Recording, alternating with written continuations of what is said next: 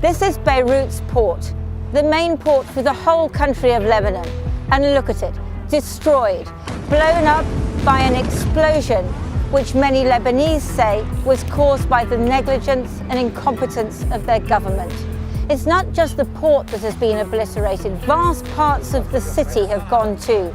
300,000 people made homeless, nearly 200 dead. They're talking about 6,000 injured. And that has triggered a major political crisis.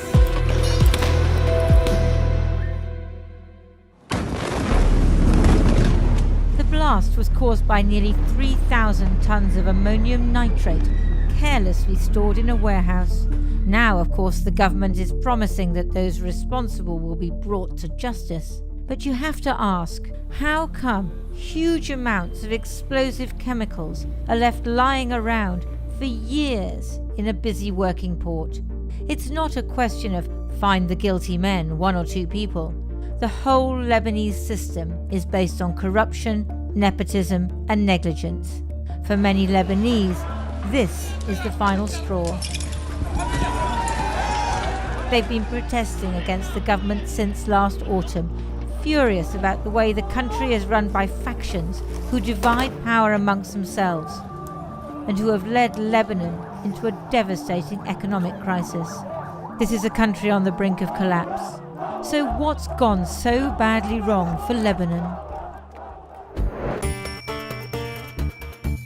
If you look at a map of the Middle East, you'll see how tiny Lebanon is surrounded by larger countries, all competing for power in the region. It shares a border with two countries hostile to each other, Israel and Syria. Plus, sitting on the Mediterranean coast, it's an important strategic ally for the regional power Iran, which is the bitter enemy of the other regional power, Saudi Arabia. So Lebanon, which was once a French colony, sits at the crossroads of one of the world's most volatile regions. Some areas are largely populated by Christians. Others are predominantly Shia or Sunni Muslim. These groups might have lived together peacefully, but they've become proxies for outside powers. Back in 1975, tensions erupted into a 15-year-long civil war that ripped the country apart. Parts of Lebanon were then occupied by Israel and Syria for nearly 2 decades. 30 years on, power is still divvied up between religious factions, and today's leaders are mainly the sons of the old warlords. In recent years, the Shia Islamist group Hezbollah, backed by Iran and Syria, has become increasingly powerful, operating both as a political party and a militia. Next door in Israel, they see Hezbollah as a terrorist group, and from time to time, fighting still erupts over the border with Israel. In Lebanon, violence is never far away.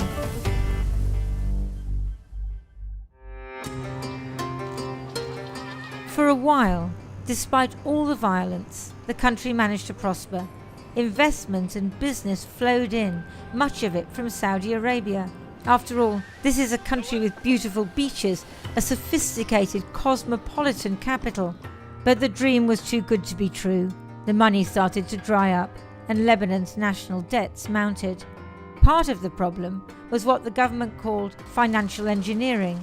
Essentially, they balanced the books by removing millions of dollars from local banks at high interest rates. That allowed rich elites to profit from the country's own debts, meaning that financial ruin became inevitable. And then, last year, it all began to fall apart. Lebanon defaulted on its international debt. The value of the currency plummeted. There were mass layoffs. The economy ground to a halt. The price of food and other basic items skyrocketed. People have lost their life savings, while wealthy politicians have billions in foreign bank accounts. The government decided that to fix the economy, ordinary people should pick up the bill, proposing large tax increases on tobacco, fuel, and phone calls. People had had enough. And ever since, Lebanon has seen protests and rioting. And that takes us up to the 4th of August 2020, when 2,750 tons of ammonium nitrate exploded in the port of Beirut. You see, this wasn't just an accident, but the result of everything that people here hate about their government: incompetence, negligence, and corruption.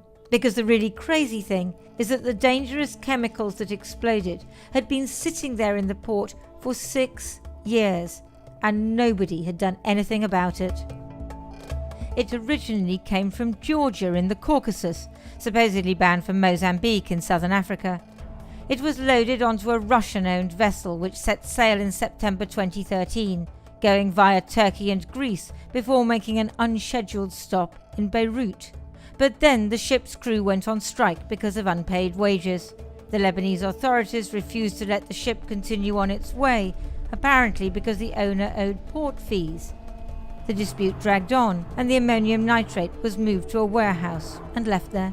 Reports say that last year a warning was sent directly to President Michel Aoun, saying that there was a real danger arising from these materials. Nothing happened. Until this.